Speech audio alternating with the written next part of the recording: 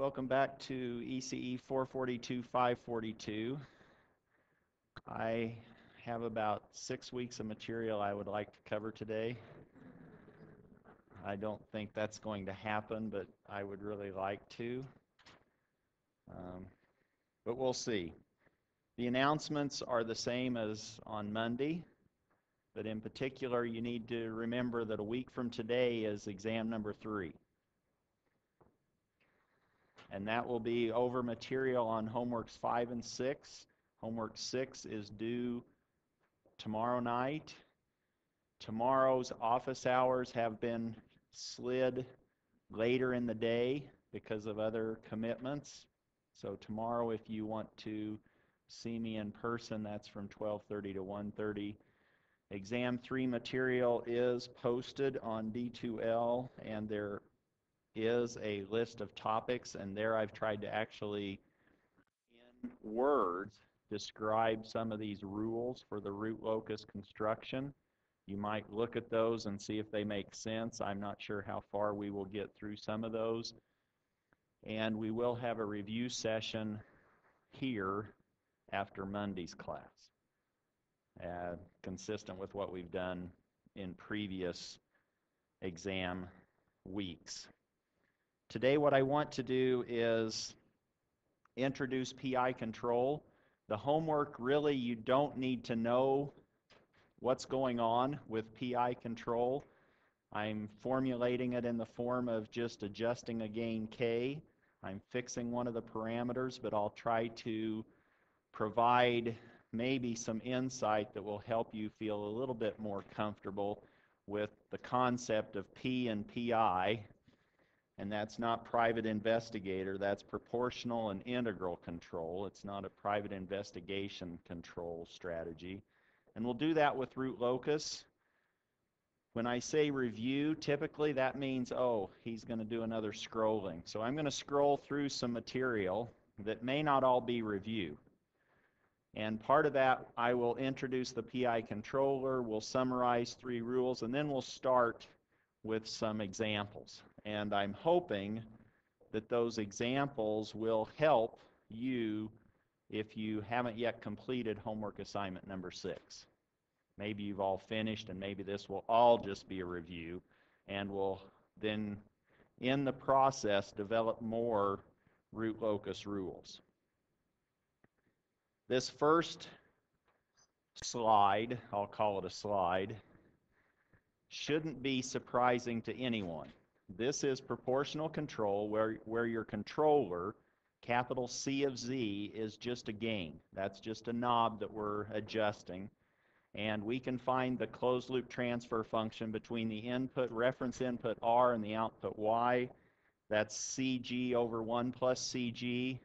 If we restrict C to being the gain K, then our denominator expression becomes 1 plus K G of Z. And that expression, the 1 plus K G of Z, is what governs our closed loop dynamics. And if I'm asking you for behavior of your closed loop system, you're probably wanting to come down to something that looks like that. And in this case, we would be sketching the root locus for capital G of Z.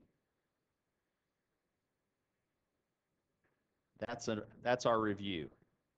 Here is PI control, proportional and integral control. And just to lay the foundation, we have a proportional control, which just means that the control signal U is proportional to the error signal E, where E is the reference signal minus the output signal. But it's in addition to the proportional piece, we add to that an integral piece. A piece that's an amplification by some gain, K sub I. It could be an attenuation. It's a scaling. It's scaled by K sub I, which is the integral of the error. The proportional piece works with the present time error signal. The integral piece is remembering what's happened in the past. That's sort of accumulating information about previous errors and using that to influence the present control that's being applied to the system U. You can Laplace transform that, and the only interesting piece there is to remember that the Laplace transform of an integral looks like 1 over s as far as an operation is concerned. But once you have this transformed expression, we now can play with all of our discrete equivalents that we've already learned. And we can use any of those techniques to take this Laplace transformed expression for a controller, which in this case is a PI controller. And I'm reminding you where you can go to review that if you need to. On the 24th of February, you probably have all of these dates just memorized. You should, otherwise my heart will be broken. And you know what that is. That's a zeta, right? Your heart, sorry. So we now have percent overshoot to worry about. No. The discrete equivalent. And just using one of the rules, the forward rule, we replace the s with basically a z minus 1 over t. If we were doing the discrete equivalent via numerical integration using the forward approach. And you could do the backward approach, you could do the bilinear approach, which is the Tustin approach. All of those will give you a slightly different form, but what we want to do now is see what that produces, and they will all end up with a generic form that we will use. If you now isolate or factor out the air transform, E of z, you now end up with a combination, and you could think of this as two parallel paths that work on the air signal. You have a proportional piece and an integral term piece. And now those are in a transformed discrete time representation. We can collect those all or get a common denominator, which is this z minus 1. When you think integral control, think, oh, he's actually putting a pole at z equal 1. That's something to just sort of burn into your thought process. If you talk about an integral control, now you're actually putting a factor of z minus 1. That's a pole, going to be a pole right at z equal 1. Which if you were doing integral control in the analog case, where do you put your poles? For an integrator, it's right at the origin. You put a pole at s equals 0. Here you're putting a pole at z equal 1. The next few steps just involve algebra. We get a common denominator, then I simply collect like terms in powers of z. I just have one power or one term involving z to the 1. I have a couple of pieces that are constant pieces. But once you do that, I hope you can see that the numerator is just some scaled version of a zero factor. And that's all I'm saying with the red highlighted block.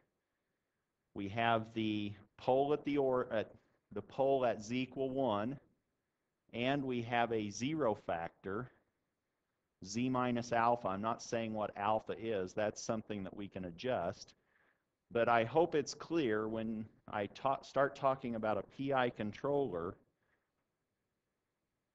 you can now think of, oh, put a pole at the origin, a pole at z equal 1, that's sort of the origin in the z plane, that's the DC location. Put a zero factor in there, that's adjusting alpha, and gain that up.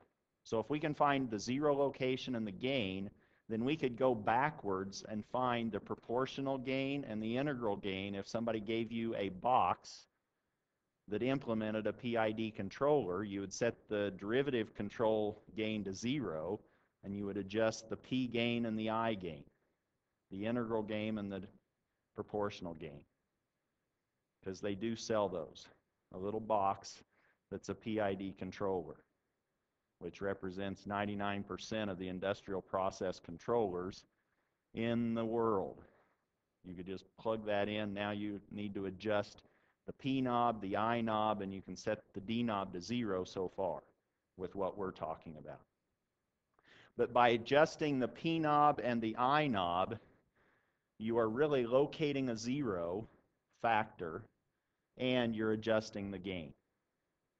That's the idea behind a PI controller. And in the homework, I think I simply give you an alpha value. I set that, I fix that, and all you're having to do is adjust that one parameter. But this is where that might have come from. Properties. So what? Why do we want an I? Why did we buy a valve? Oh, I guess it's not. Wait a minute. I'm getting my game shows mixed up.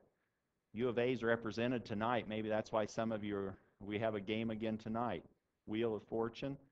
It made the page, the home front page of the U of A website. Some Arizona student is on College Week or something for, is that right? Is it Wheel of Fortune or Jeopardy? I don't know. You guys that are online can check me out here. Never mind. Current event, right? We'll have maybe a current event on the exam. And I'll ask what game show was it, and did he win? Okay, so if we've bought a vowel, we now have an I that we've added into our P. We now have a PI control.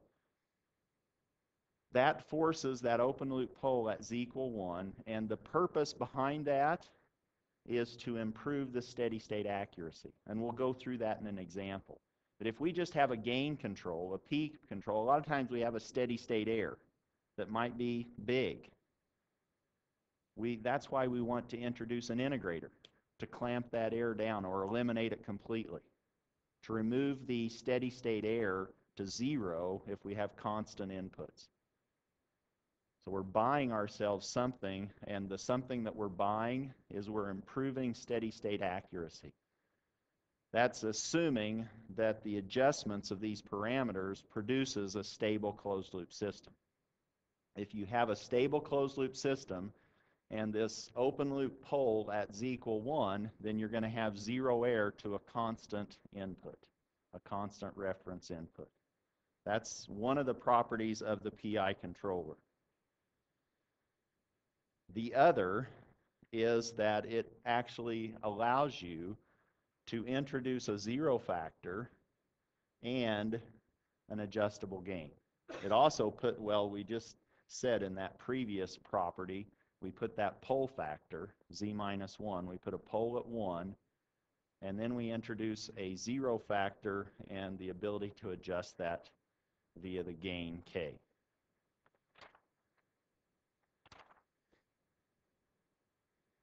But if you look at this block diagram and compare it with the one below, I hope you can see that those two diagrams are equivalent. All I've done is I've tried to keep the color coding in play, meaning no matter what G of Z is, now you pull over into that block, so to speak, the 0 factor and the pole at Z equal 1, and now you have this gain K isolated, and you could call this new block G bar. And so when I speak of doing the root locus for G bar, this is what I'm meaning. You have one adjustable parameter K, and you can now sketch the root locus of G bar. But that G bar needs to incorporate some of these other pieces that might have come about from our PI controller. Yes?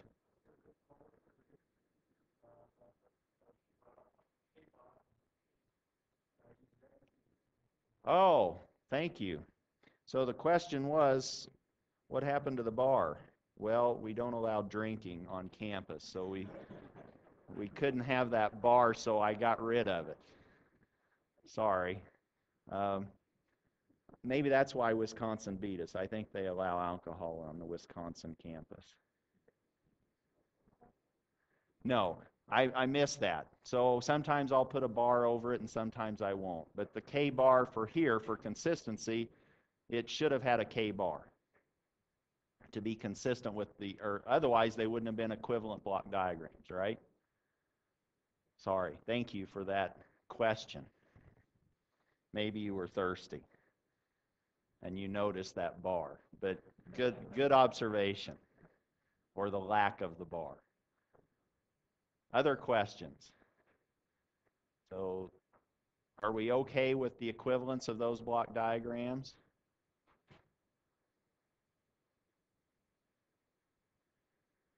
Now if we are working with this lower block diagram, we can find the closed loop transfer function, T sub C of Z.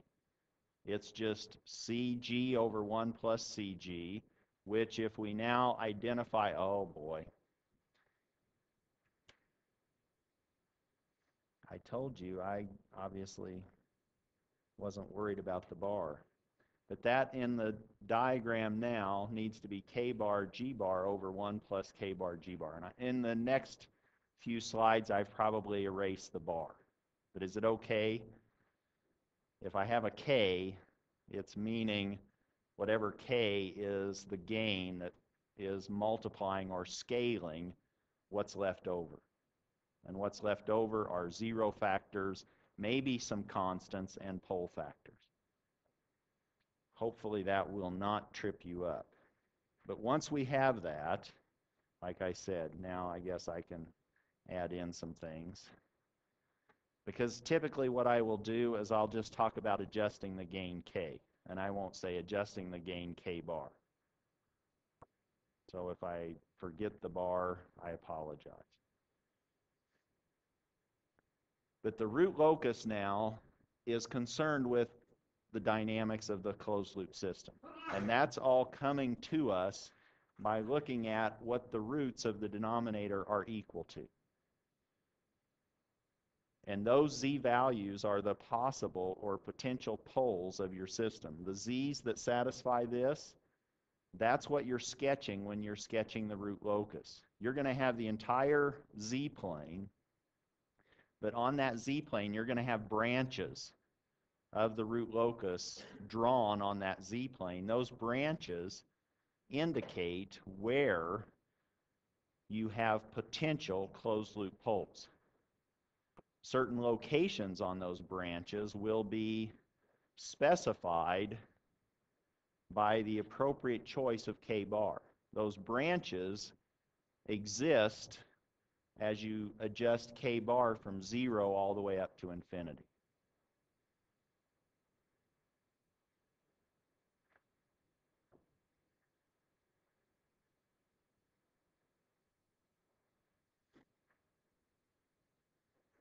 And if I now impose a little bit more structure on G bar and say it's a numerator polynomial over a denominator polynomial, I can now rewrite 1 plus K bar G bar as K bar N over D and put that all over a common denominator.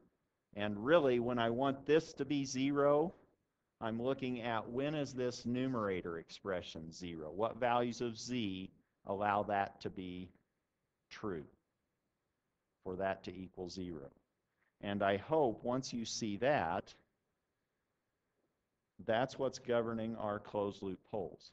D of Z plus K bar N of Z.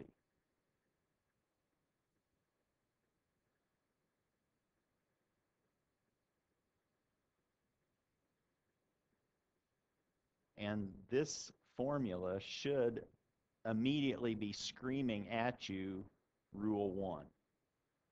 If you set K bar equal to 0, and I'm sure I'm saying K, if you set K equal to 0 in that expression, what roots do you end up with?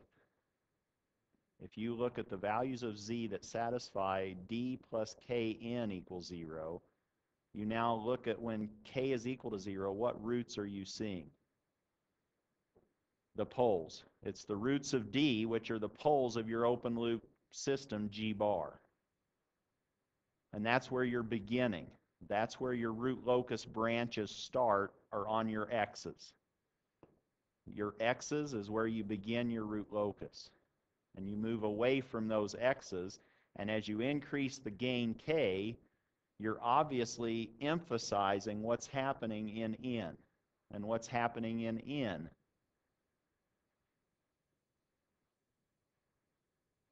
Those are the roots of your zero, or those define your zeros. The roots of N are your zeros of the open loop transfer function. So you're moving your branches on the root locus, start on the poles, the open loop poles, and they approach, as k gets big, the zeros. As k gets big, I hope it's clear that kn is going to dominate that equation, and all you're really going to see are values of z that satisfy n of z equal to 0. That's rule 1.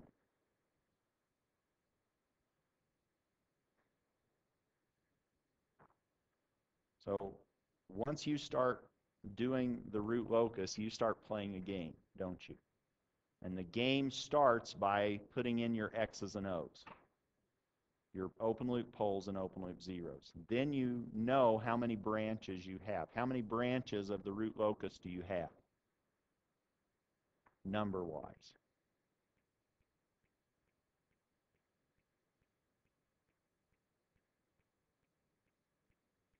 If I told you you have the order of n, the numerator is 3, and the order of your denominator, open loop, is 5, how many branches of your root locus do you have?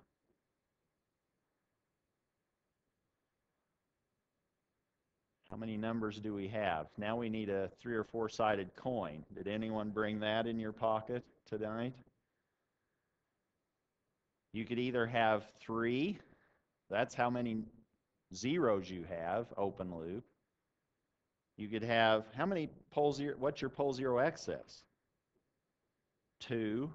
You could have 2 branches. You could have 5 branches. Maybe you could have some combination of those. No, you shouldn't. So how many branches do you have? 5. You have as many branches as you have open loop poles. 3 of those branches will terminate on your finite zeros. 2 of those branches will go off to zeros at infinity, which are determined by your pole zero excess. Rule 2 now tells us what line segments are a part of the root locus. And that's where some students get confused. Sometimes real axis segments contain more than one branch of your root locus. Sometimes they just contain one branch. And that's what you'll have to learn how to distinguish between. But you can figure out which real axis segments belong to the root locus by simply looking to the right of that line segment and saying, are there an odd number of poles and zeros to the right of this segment?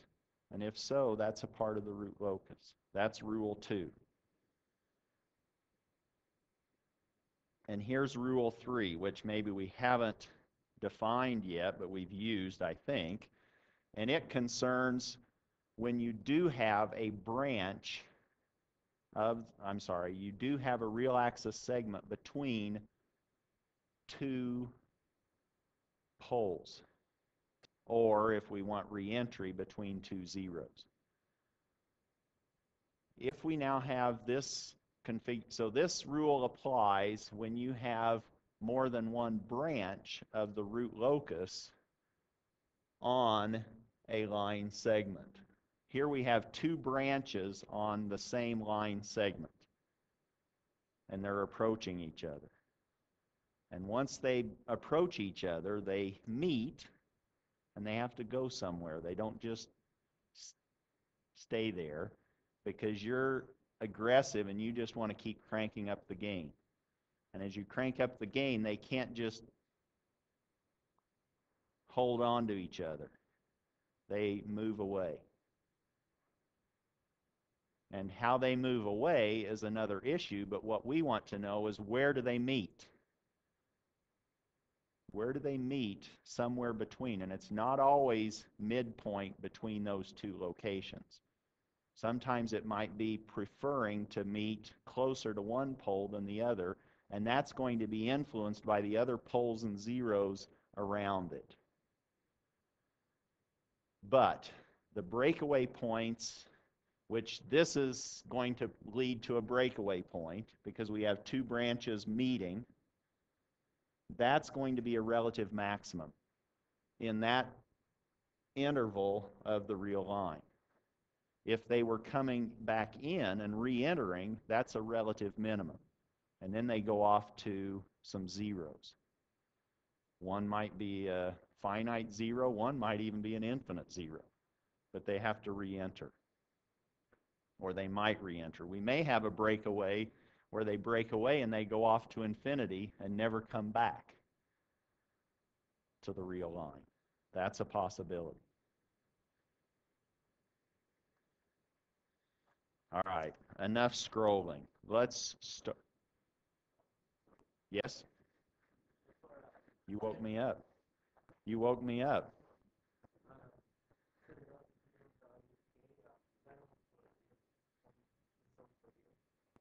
So now we are assuming K is are you saying is K real? So now what we are concerned with, the behavior of, so the question was, is this only for real poles? We're concerned with poles on the real line. So now the breakaway and reentry values will be determined on the real axis. That's the only place where we worry about breakaway and reentry. We'll have arrival and departure later, but that's when we start talking airplanes. No, sorry.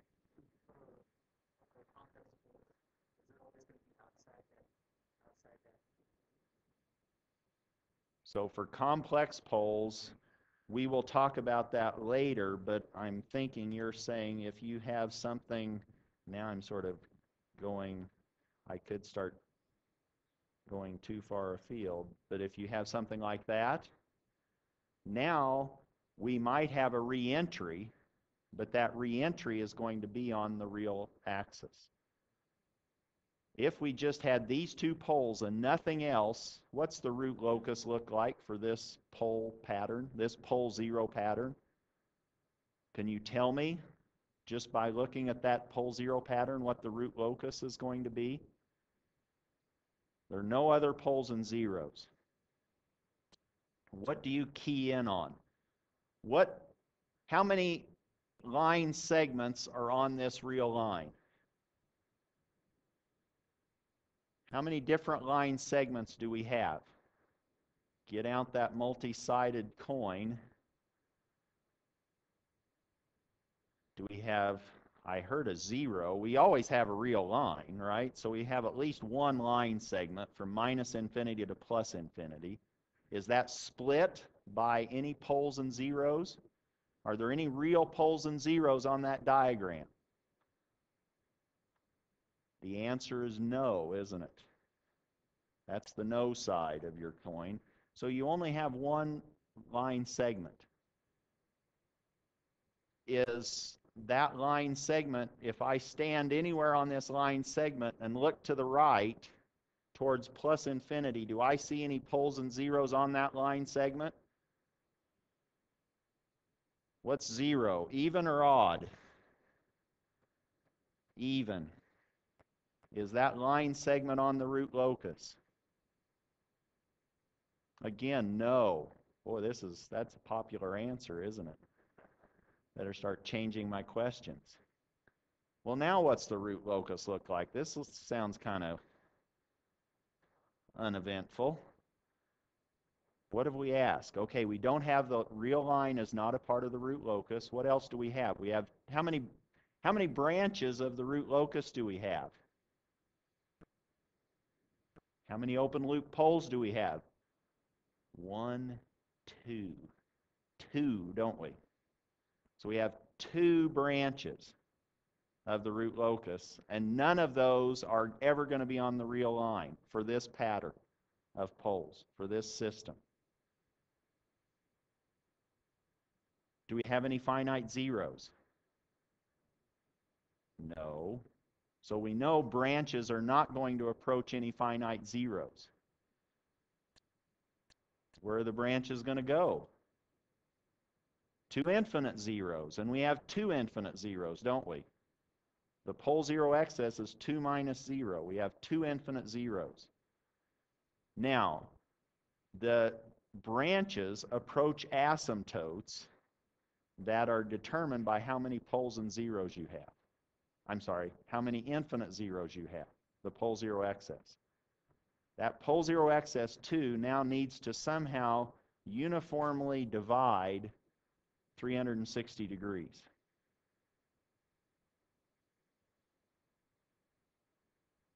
And what else do we know?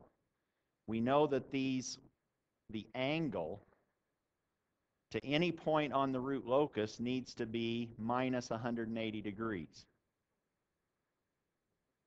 So if I just said something like, well, if I looked at this point right there, is that going to be on the root locus? Can you tell me?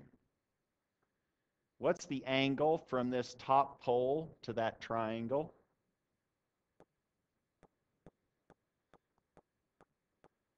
I'm just going to get really cute here. I'm going to go to a smaller width line. And all of our, if it would work, all of our angles are measured with this positive real axis, aren't they? So now if I look up to this one, there's its angle. And if I looked from down here, there's its angle. Those two angles are right angles. They're 90 degrees. So I have nothing, I don't have any zeros, minus 90 minus 90. That triangle is on the root locus because those two angles sum to minus 180. Right? Well, if that triangle's on the root locus, any line is on that root locus, or any point on the vertical line going up from that point. And if anything there is on the root locus, it has to have its twin there. There's the boring root locus for those two poles. As you crank up the gain k, you're just going to get more and more imaginary part to those two poles. Wow, all of that to answer your question. And you weren't going there, were you, with your question? Sorry, you got me chasing rabbits, and I went down the rabbit hole. Don't get me started. What? Did that help? Don't answer that. All right. So now let's get back where I was hoping to go. Again, I said we had 6 months of lecture, right, to cover today. And we left off with example 4 last time. So let's go ahead and do example 3 this time. We didn't cover example 3 last time. And I want to talk about proportional and PI control. So let's start with proportional control.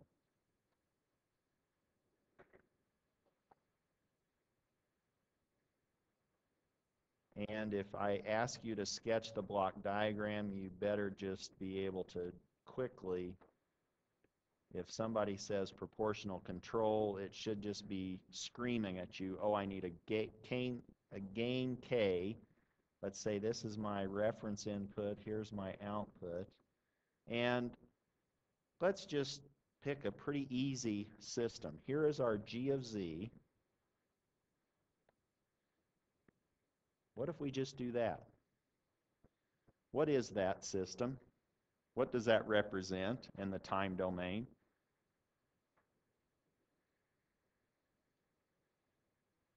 Can you tell me about that system?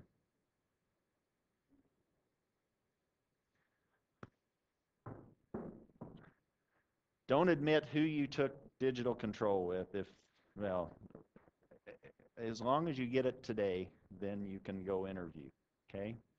Just remember it after today. 1 over Z. What's Z to the minus 1 represent?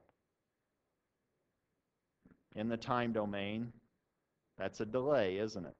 So this is just a unit delay. This is a system that's a unit delay, and we want to control it. And we're going to control it with feedback and adjusting the gain k. We want to know, is there a range of k to produce a stable system? And this is like your homework problems. You could say, okay, what's the range of k for stability?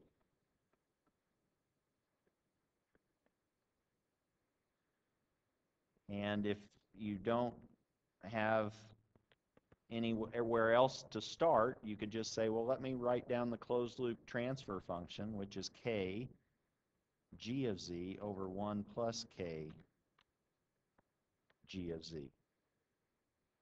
And for g of z equaling 1 over z, I'm just going to sort of go through this in the denominator of t sub c of z is going to give you 1 plus kg of z, isn't it? That's what we want. That's what we're interested in for stability. And we're looking at, as we adjust k from 0 to infinity, are there values of z that satisfy or make that equal 0? And if we say, well, if that's the case, let's look at the numerator of that. And if we put all of those terms, there's only two terms, over a common denominator, we end up with something like that. And the numerator of that is what influences the zeros. So our numerator now says we have z plus k equaling 0. And what do we do? Well, here we just select the gain k to keep the roots of z plus k where?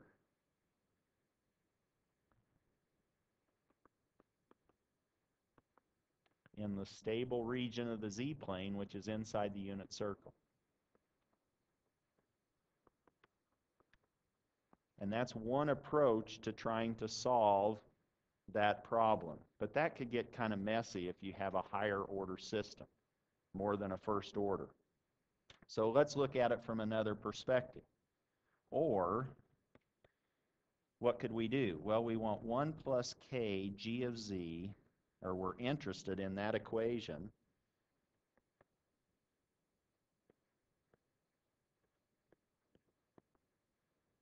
or we're interested in the values of z and k such that they equal -1, but that's just 1 at minus 180 degrees. And that equation gives us two relationships, or two conditions.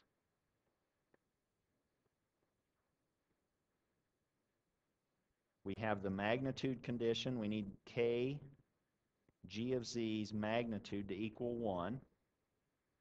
And as long as k is positive or non-negative, we need the angle of g of z to equal what?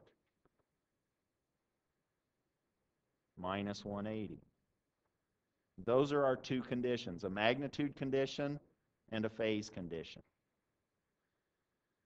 And we can find the range of stability on k from our magnitude condition. So if we look at the magnitude condition,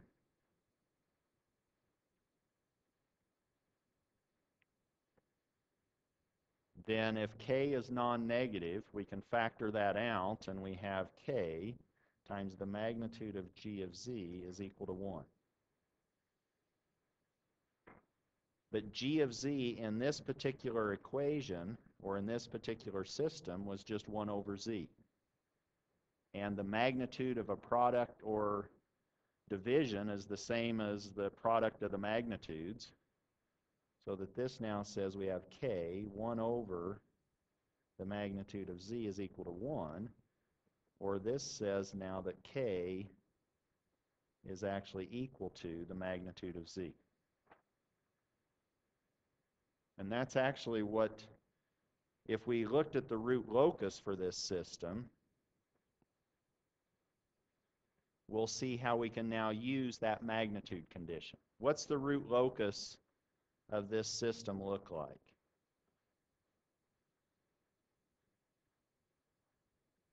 Here is our system. What are we going to...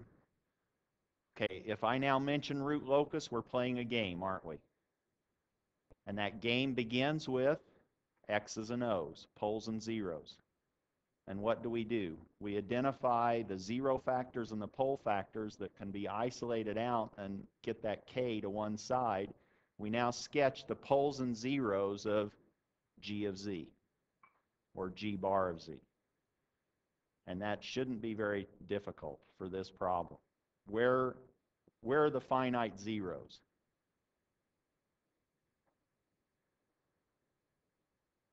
Do we have any finite zeros? No.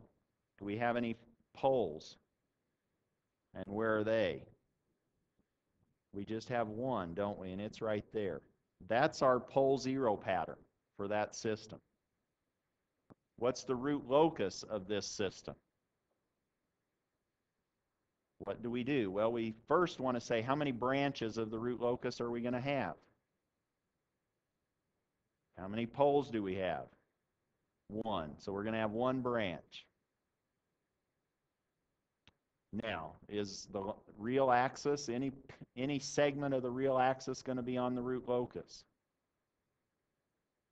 The positive half of the real axis, is that on the root locus? No. The negative half is, because if we look at any point, if we stand at minus 1/2 and look to our right, we'll see one pole. That's odd. So any point to the left of that single pole is on the root locus. What's our pole zero excess? 1. How many pole or zeros at infinity do we have? Same as we have pole zero excess. And that 0 at infinity needs to go off at an angle of something that will split or produce minus 180 degrees. So it's just going off that direction. That's how simple the root locus is for this system. Now, can you tell me when this system will be stable? What's happening on this red line? What's creating that red line? What are we doing to produce that red line?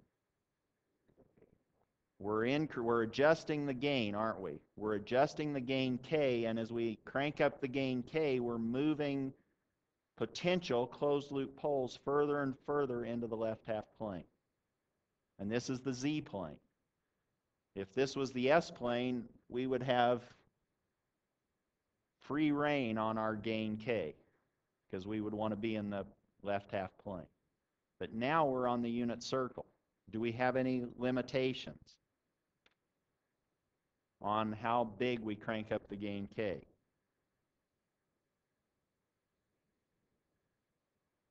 We better not crank it up any more than -1. Then we go beyond the unit circle and we're no longer stable. That gives us the insight that we need to determine our maximum gain value.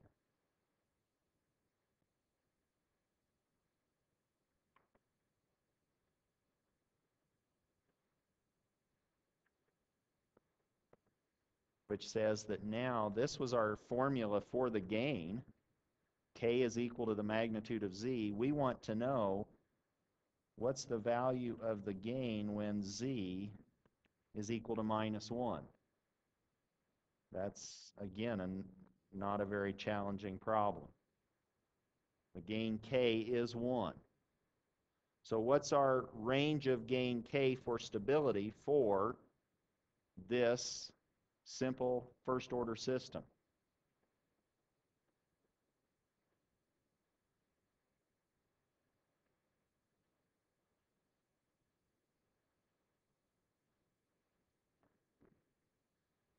What are the values or the limits on K for this system to remain stable?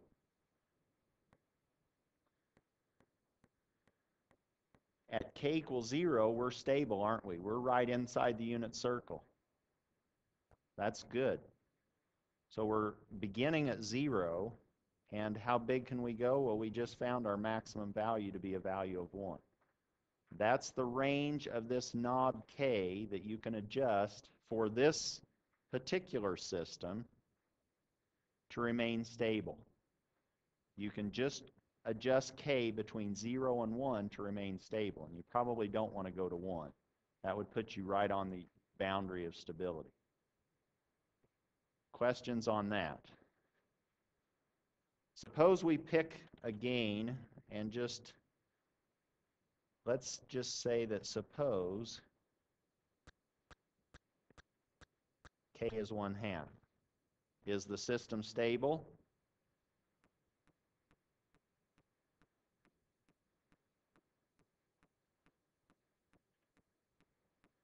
Yes.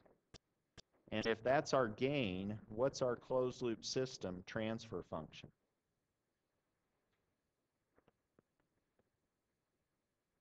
That's just kg over 1 plus kg, and we know what g was, and if we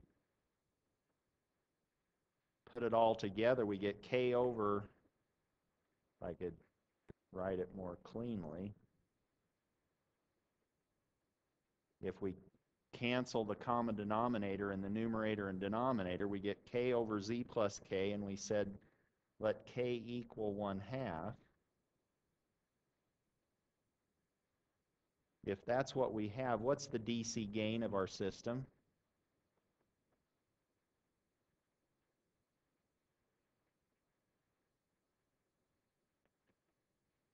Where do we examine T sub c of z to get the DC gain?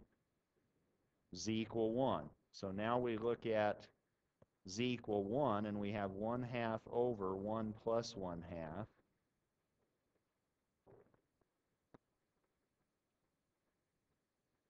And we get 1/3 for our DC gain. So now if we put in a unit step to that closed loop system, can you tell me what the error is going to be? The steady state error? That's just the reference input minus the steady state output. But if I put in a unit step, I get 1. What's the steady state output?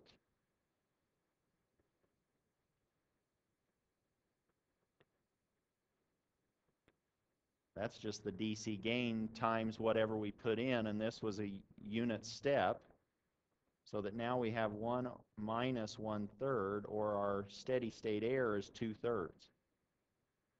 We put in a 1, and we get out 1/3. That may or may not be acceptable. You say go to 1, and it gets only up to 1/3. And this is with proportional control. You're going to have a finite error. So now this may or may not be acceptable.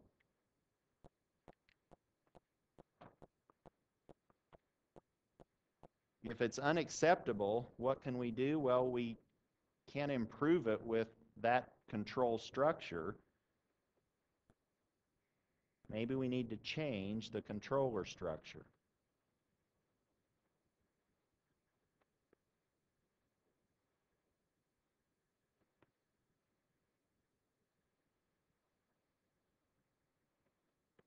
And I'm sure that you've already forgotten what we talked about at the beginning of class, but we said that the PI control can be used to help enhance steady state accuracy. So the PI control enhances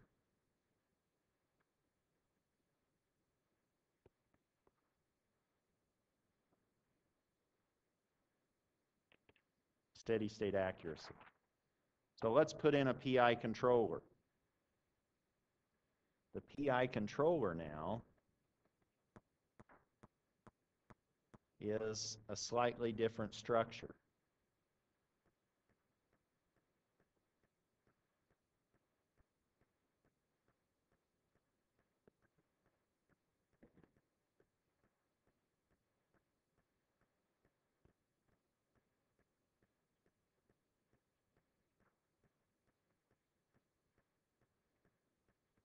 Do you remember what the PI generic structure looked like?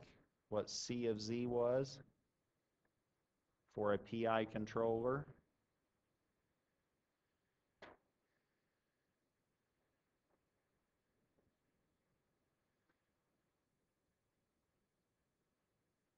If you have a PI controller, you've got to have that pole factor of Z minus 1. That's the important part, one of the important pieces. Then we had a zero factor.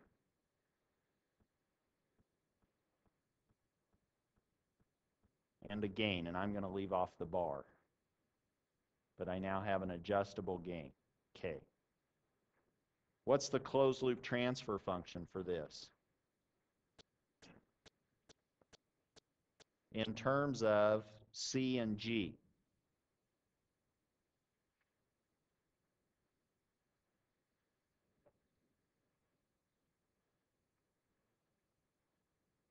Aren't you glad you remembered what that cheer was? CG over 1 plus CG. We use it all the time now. If we want the closed loop dynamics, what are we going to concentrate on from our closed loop transfer function?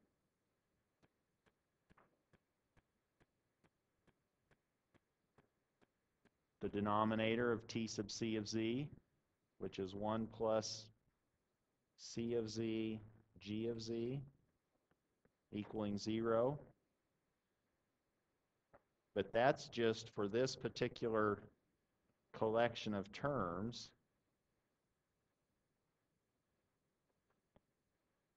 Looks like that. And now, if you wanted to, you could say, oh, this is what we are calling our G bar of Z. So this is just 1 plus K G bar of Z. To simplify this problem, let me just give us a zero location. So let me just say, let's let alpha equal 1/2.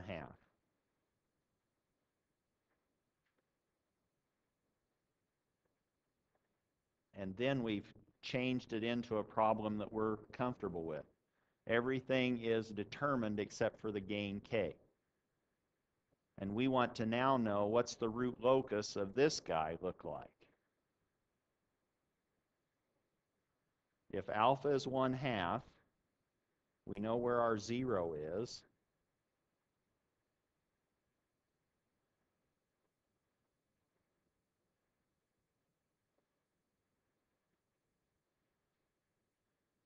If we mention root locus, we're playing a game.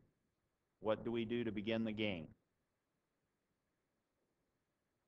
We put down the X's and O's, don't we? Where are my X's?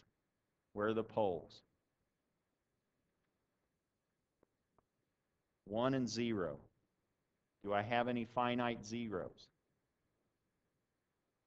And it's where alpha was. It's at 1/2. What's the root locus of this guy look like?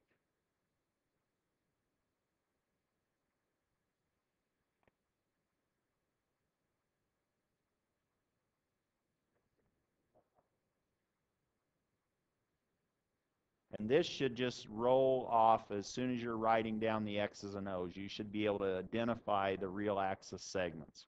Are there any others that are on the root locus?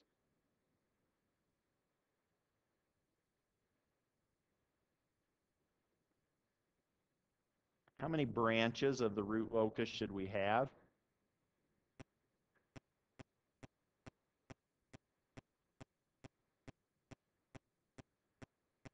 We have 2. How many? What's our pole 0 excess? 1. So we have 1 branch going off to an infinite 0. That's going off to minus infinity. The other one, as we crank up the gain K all the way up and approach infinity, it's only going to move as far as 1/2, that closed loop pole. Now with that, what's the range of K for stability? Now that we've sketched the root locus, we can answer the range of K for stability. And how did, yes, question?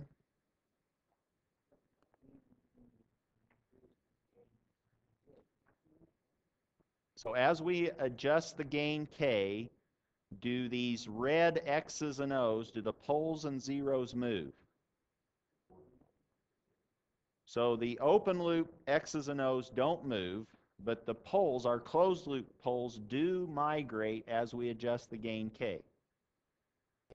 But that's all that we're adjusting. That's all that we're showing are our closed loop poles with the root locus diagram. Okay? So we're only approaching, so that one branch is fixed between z equal 1 and z equal 1/2. That's all we can get to with this adjustment of the gain K. The second closed loop pole is going to, in that same time that we're adjusting K from 0 to infinity and stuck between 1 and 1/2, the other one is going from 0 all the way to minus infinity. So you can see that there's not a consistent ratio or relationship between the distance moved and the adjustment K on our closed loop poles. Is that okay? So now what's the range of K for stability? Are we stable with K equal to 0?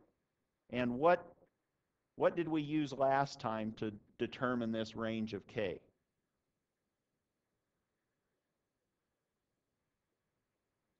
Did we look at a particular condition, one of the two conditions? We looked at the magnitude, didn't we? The magnitude condition for this problem says that we have K, and we had a 0 factor. We had a pole factor at the origin, and we had another one at z equal 1, and that all has to equal 1. And we can now solve that for K, and we can say K is equal to the product of the magnitudes of our pole factors divided by the magnitude of our zero factor.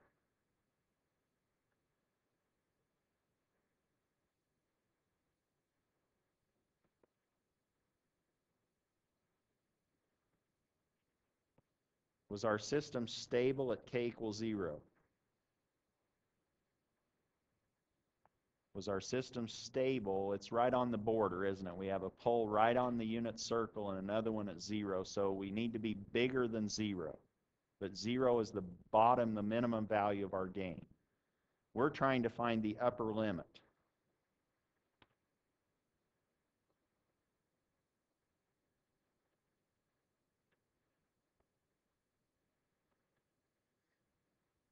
What are we looking for now? Is the pole in the right half plane ever going to go unstable as we adjust the gain K? Is it ever going to leave the unit circle? No. The only one we have to worry about is that second branch, isn't it? And where does it need to be restricted to? We need to keep it inside -1, don't we? To the right of -1. So that means the upper limit on K, we can look at K at a value when z is equal to -1. Because we have this expression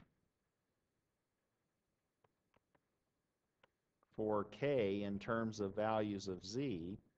If we simply evaluate that at z equal to -1, we have -1's magnitude is 1. We have -1 -1, that's -2's magnitude is 2. And here we have -3/2's magnitude.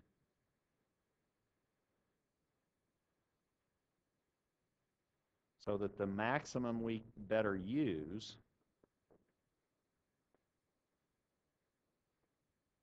for stability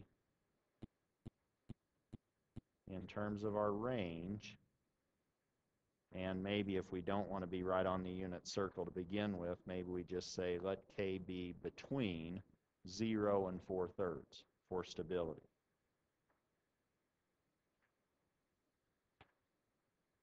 what's going to happen to our steady state air?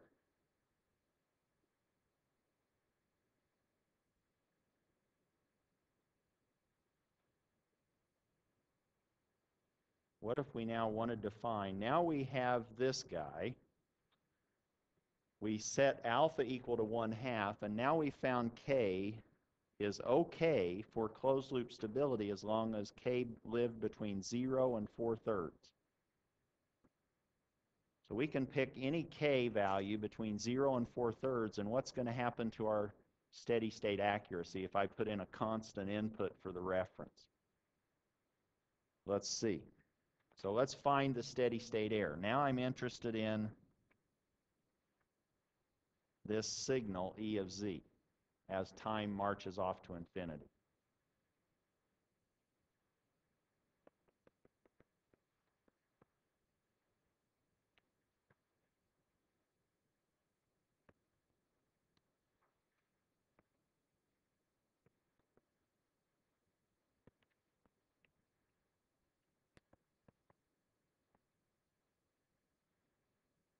Should be okay with that.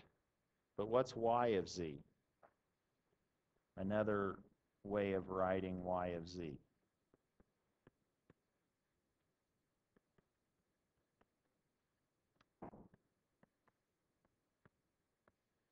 That's just the closed loop transfer function times R of Z.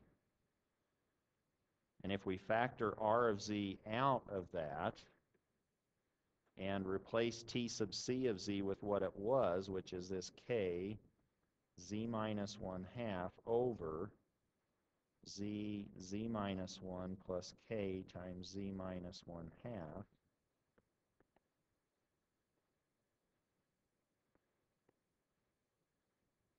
that's our steady state error, where I've canceled the common denominator in our numerator and denominator of kg bar over 1 plus kg bar to get to that structure.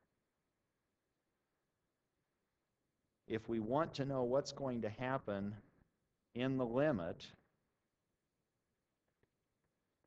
that was supposed to be an infinity.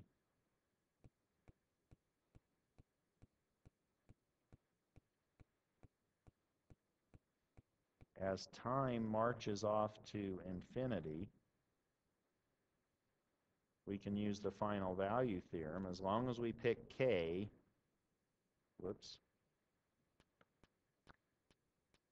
to be between 0 and 4/3 to keep our closed loop system stable, we can let K be anything we want in this formula. This is now the final value theorem. Looks like that.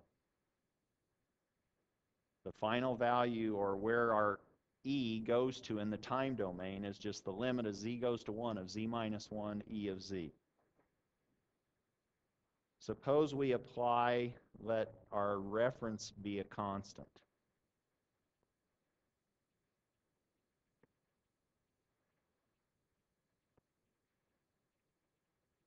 A unit step is just Z over Z minus 1.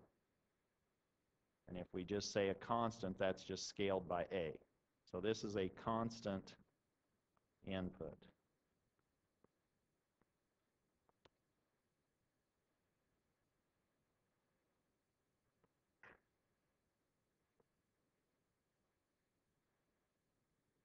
Z goes to 1, we have this Z minus 1 factor, and now what do we have?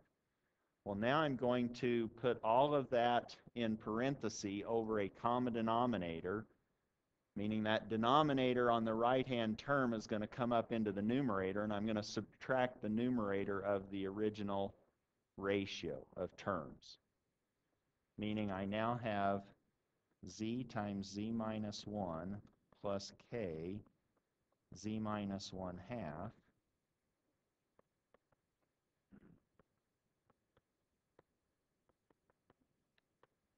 Is that clear that that's the 1 in that earlier parenthetical expression? Minus,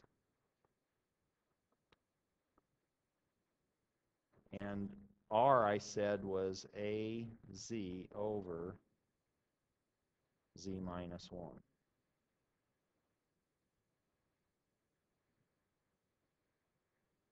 Well, this term can cancel that term. And look at what's happening here.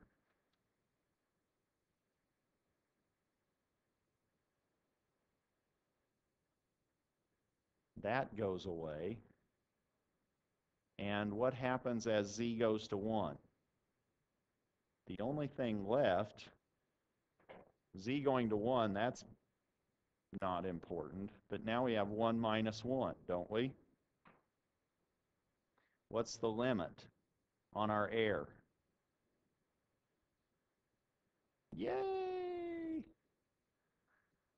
We wanted, now we put in a constant and we track it with 0 error. Why? Because we introduced this PI controller. Yes?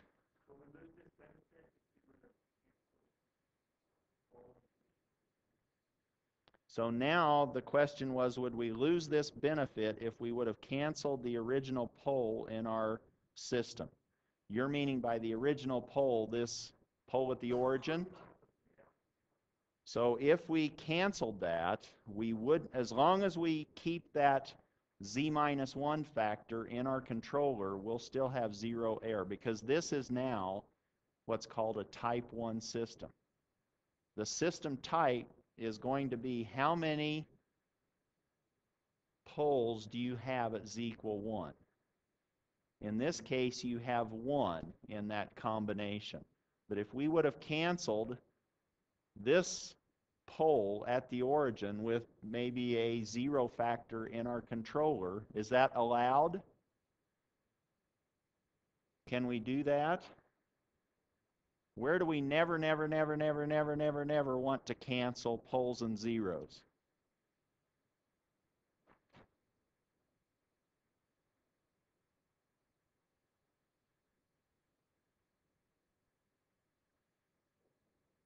Outside the unit circle. We never want to have our controller canceling poles and zeros outside the unit circle. This guy's okay, isn't he? He's inside the unit circle. So you could have canceled that and still had this 0 steady state error. The behavior that we're seeing is not a result of this pole at the origin in the z-plane. It's a result of this factor z minus 1, or this pole at z equal 1. That's giving us the 0 error to a constant input.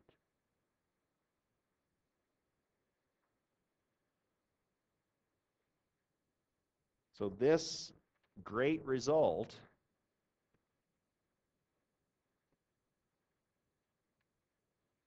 this numerator being forced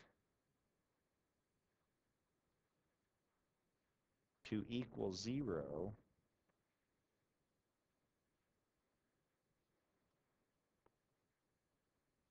because of that system pole at z equal 1. That's why we have the behavior that we have. Okay? Questions on that example?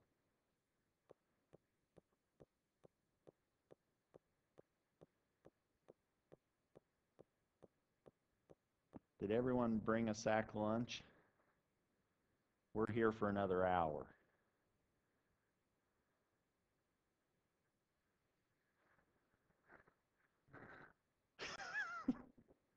Boy, if I could only record those mean glares. Let's look at example 4. Example 4 is only, well, you've already seen it. But now let's present it in a slightly different format. Here's example 4.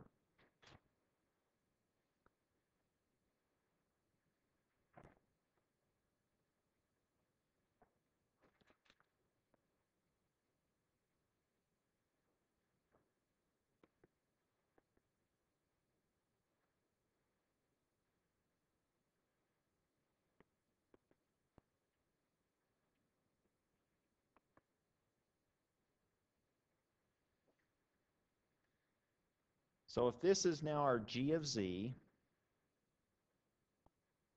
And this is our controller. What kind of a controller structure is it?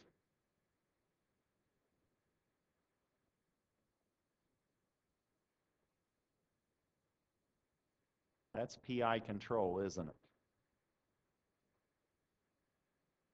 And I think before I just gave you a G bar of Z. But here, today, tonight, I want to structure it so that, oh, we have a PI controller in our homework, and we never talked about that. Well, now we are, and we just did. But here's another example. And this one's pretty much very much like your homework problem. All right, now what we want to do is we want to find the value or the range of K for this system, this closed loop system, to be stable. That's the question. The range of K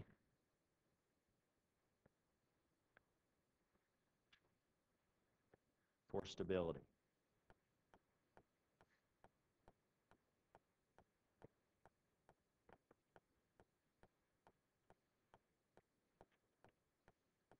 What are we going to sketch the root locus for? What's our G bar of Z?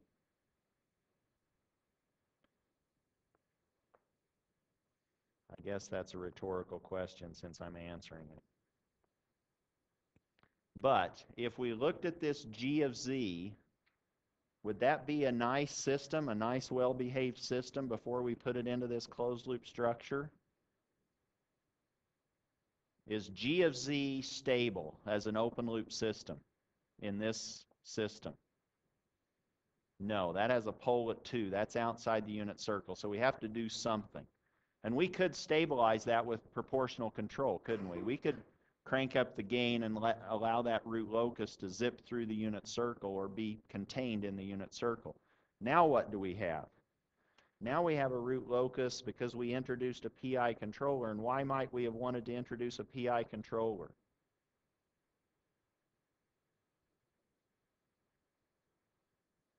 Because this might represent some system, and we do not want any error. If you think of this as like you're adjusting a telescope or something, and you say go to 10 degrees, it goes exactly to 10 degrees and it locks on. There's no steady state error. You now say go to 5 degrees. It goes there. It's going to have a transient, but it's going to lock on to 5. Then you say go to minus 10. It's going to go to minus 10 after the transients have died out, and it's going to lock right on because we've put that integrator in there. What's the root locus of this look like? Root locus, what do you think? Game.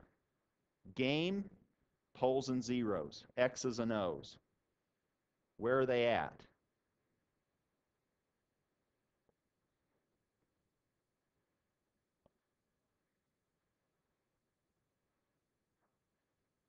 Now, what parts of the real axis are a part of the root locus?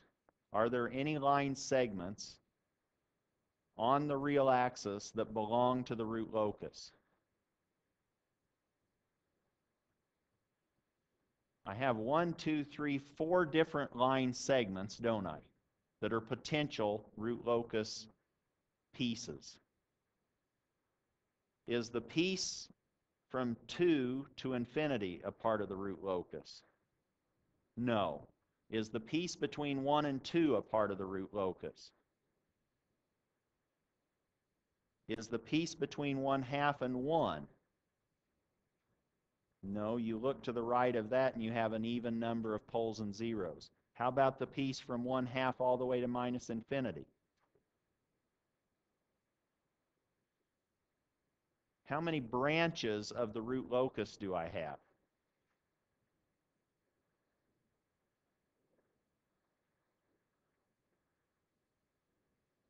Okay, in a week we need to make sure that we're clear on this. Okay, if we're not clear now, how many branches do we have of the root locus? 2. We have 2 poles. How many branches are living between 1 and 2?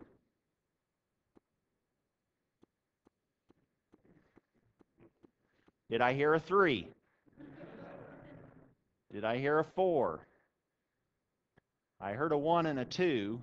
That's, I guess, okay. That's better than 3. But that's one line segment. But here's the confusing thing. That's how many branches? 2, isn't it?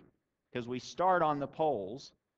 This guy is going here. This guy's going there. And they're going to meet in the middle. And what's going to happen? They're going to break away, aren't they?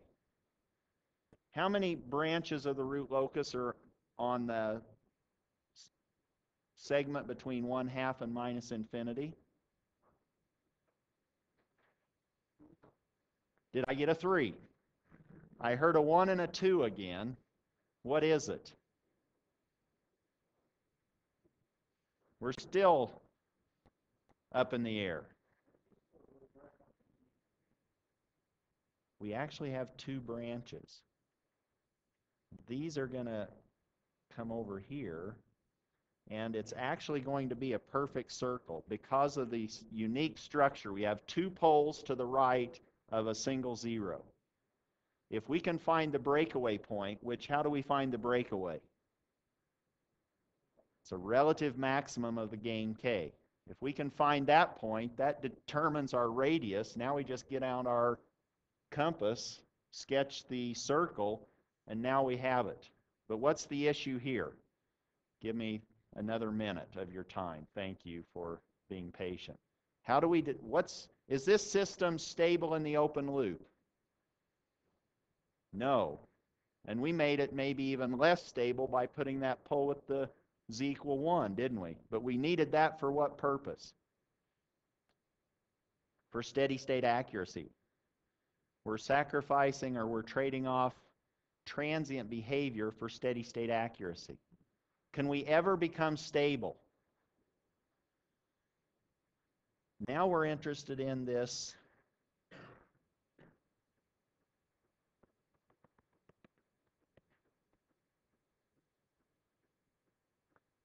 and this is going to be hard to see at home.